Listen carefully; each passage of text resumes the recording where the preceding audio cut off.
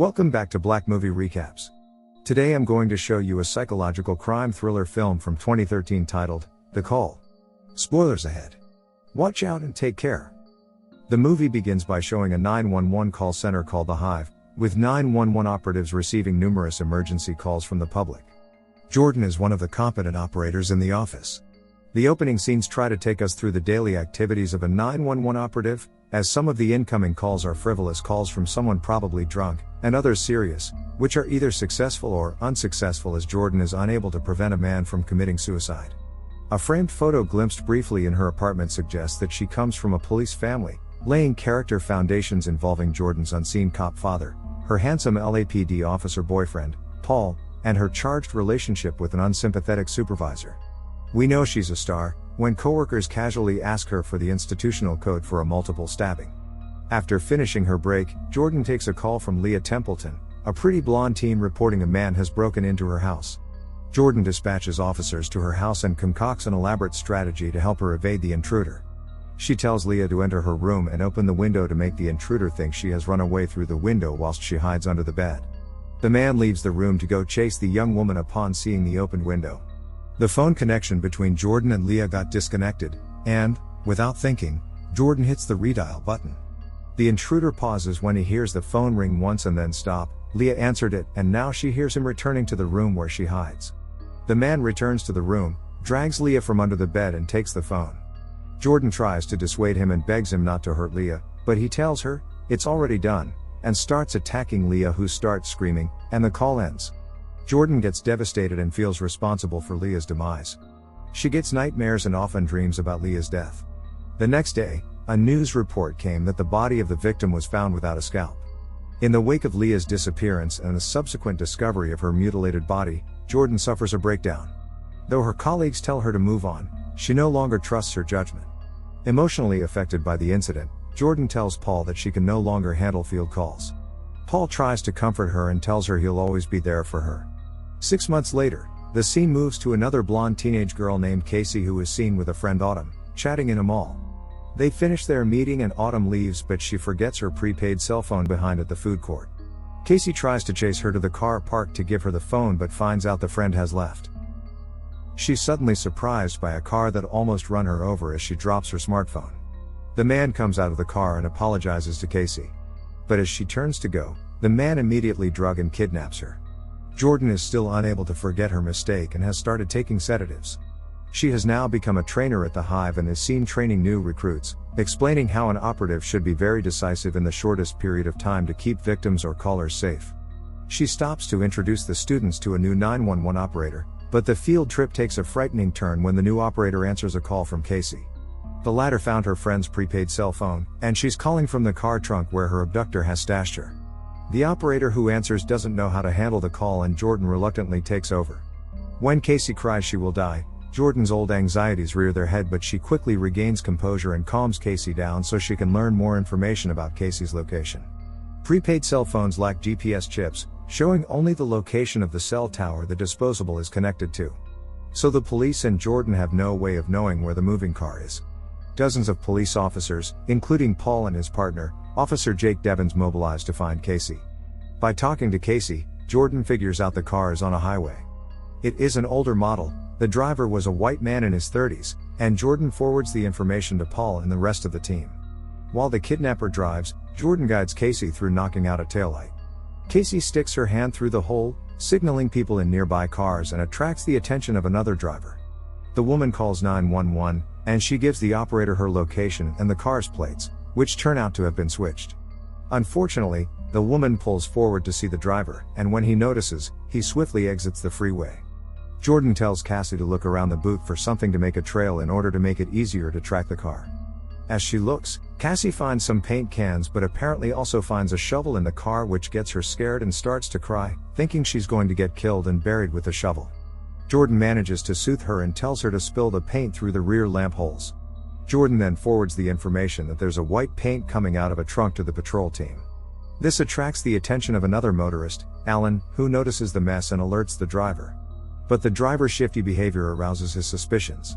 Casey's kidnapper pulls into an empty parking lot as Cassie hides the phone in her back pocket and flips out at her when he sees the mess she has caused. He scolds Cassie and gets angry when he realizes Casey has stained her hair with paint and decides to drug her again with chloroform. While he's bent over in the trunk, Alan appears and asks if he needs help, but the kidnapper said everything was fine.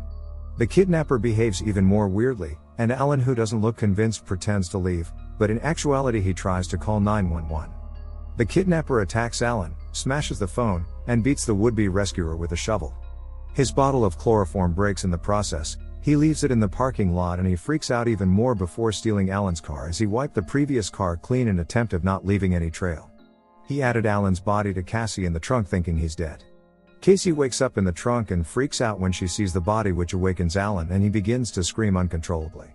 Casey begs him to stop, but the kidnapper hears the commotion, and this time when he pulls over he makes sure to kill Alan. Unfortunately, Alan gives away the existence of an escape lever to the kidnapper, who rips it out. The officers find the kidnapper's abandoned car and couldn't get any print on it. Paul notices the chloroform bottle and has it dusted for fingerprints. Back in the trunk, Casey once again believes she will die, and she tells her mom that she loves her so much, knowing the operators record all of their calls. Jordan's supervisor comes to tell her an Amber Alert has gone out about Casey. Jordan, still on the line, tells Cassie to fight and that she's going to see her mother again. Jordan instructs Casey to find Alan's wallet and identification. Jordan uses his identification to identify Alan's car model and license plate and forwards the information to the rescue team. Alan's car is low on gas, so the kidnapper pulls into a gas station. An invigorated Casey finds out she can crawl into the car's interior through the middle backseat, and she catches the attention of the gas station owner. When the man tries to rescue Casey, the kidnapper douses him in gasoline and lights him on fire, burning him alive. He opens the trunk, punches Casey unconscious, and drives away. Paul has an ID on the kidnapper, Michael Foster, a family man and medical technician. Paul, accompanied by Jake and others in law enforcement, raid Michael's home, but find only his wife and children. Finding a photo of Michael and his sister, Melinda, they realize that Casey resembles her. Additionally, the cabin in the San Clarita Hills seen in the photo is eventually revealed by Michael's wife to have burned down, although a nearby cottage still remains. The squad mobilizes. Upon arriving at his remote destination, Michael removes Casey from the trunk and finds the phone in her pocket, with 911 listening on the line. Jordan informs him that his identity is uncovered and advises him to surrender himself and not hurt the girl. Before smashing the phone, Michael responds, "It's already done," leading Jordan to realize that Michael is the same culprit who killed Leah 6 months prior. Michael smashes the phone, and after Jordan loses contact with Casey, her boss tells her to go home. Paul and his team swarm Foster's cabin but find no trace of the kidnapper or his victim. Somewhere else, Michael has strapped Casey into a wheelchair and wheels her into his laboratory, which he begins to process and torture her slowly. He forces her to inhale sedatives, but they wear off and Casey manages to slip her bindings. She runs down a hallway and into a room, but she recoils in horror when she sees what's inside, and Michael recaptures her. Back at the Hive, Jordan replays different clips of her conversation with Casey. She replays the part right before Michael destroyed the phone, and she fixates on a clanging sound before losing her cool and leaving the Hive. Determined to rescue Casey, Jordan drives to the secondary home and searches the room, where she finds a number of photos of Michael with his sister. Several snapshots indicate that Michael's sister died of cancer, and the last shot shows a young Michael kissing his hairless, emaciated sister on the mouth. Stepping outside, she recognizes clanging sounds from an outdoor flagpole, exactly the same sound she heard in the background in the final moments of the 911 call. Jordan finds a hatch in the ground amid dirt and discovers Michael's subterranean lair. Jordan accidentally drops her cell phone down the cellar and climbs down in, without calling the police. She creeps around the lair and finds the same room in which Casey tried to hide. It's a replica of Michael's sister's room, but the pink bed is smeared with blood. Jordan hides from an emerging Michael. The cellar itself pieces together Michael's backstory. Michael had incestuous feelings towards Melinda and was distraught when she fell ill and died. Michael has a prop head that he keeps in the cellar and he treats like his sister. He has also been scalping and killing young girls who have similar blonde hair, trying to find scalps that match his sister's hair, which she lost due to chemotherapy. He has been killing girls to reenact his twisted fantasies of his sister. Casey is strapped to an operating table. Michael begins to scalp her, but Jordan interrupts him by smashing him in the head. She tries to free Casey, but Michael recovers and starts to drown Jordan in a basin of water. Casey frees herself and slices open Michael's face. The women run out of the lair, but Michael follows them. Casey eventually stabs Michael in the back and knocks him back into his lair, rendering him unconscious. Jordan almost calls 911, but Casey stops her. While he is knocked out, they tie him to the same chair Casey was restrained to during captivity. When Michael regains consciousness, the two women reveal they intend to leave him there to die. They revealed their version of the story to him, which claimed that Casey had escaped and was found by Jordan in the woods. All anyone else will ever know is that Michael simply disappeared. Michael shouts insults and pleads with them, saying they cannot do this to him. Jordan replies using his own words, "It's already done," and locks the door. They leave Michael in his dungeon, immune to his desperate cries for help. Subscribe to watch more videos like this. Turn on notifications and leave a like. It really helps the channel out. Thank you for watching.